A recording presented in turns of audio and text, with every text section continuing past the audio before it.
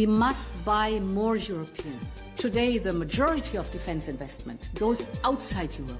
Europe has some of the strictest gun regulations, but is also one of the world's largest gun producers and exporters. Germany, France, Italy, Poland, and the Czech Republic lead Europe's firearms industry, producing everything from hunting rifles to military-grade weapons. Together, EU countries account for 20 to 35% of the global arms transfers. Europe wants to scale up the production of big military weapons to achieve independence from the US.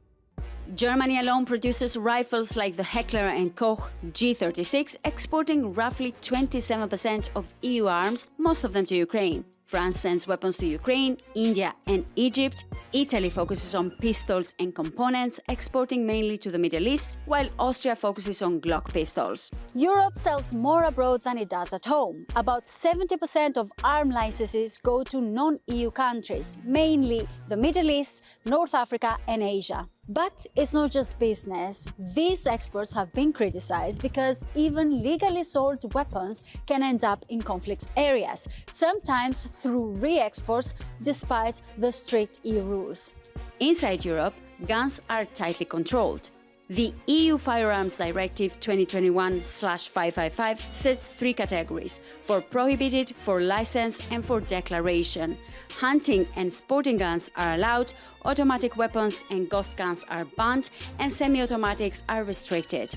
The EU is preparing a firearms trafficking directive proposal for Q1 2026 to harmonize criminal definitions, penalties, and enforcement against illicit firearms activities across member states. Production and exports require licenses, serial marking, and risk assessments.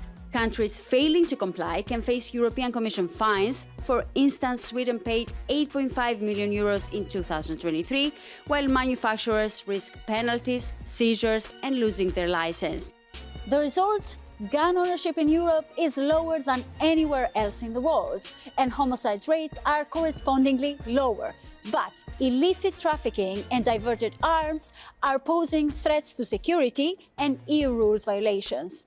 At the same time, exports sustain jobs and strengthen the economy, and when production increases, such as making more ammunition for Ukraine, it helps defend Europe without affecting our everyday life. Europe's gun industry is global, it's very lucrative, it's highly regulated, but with high stakes for safety and security, every export, every rule and every loophole matters. For the full story, read our in-depth explainer at euronews.com.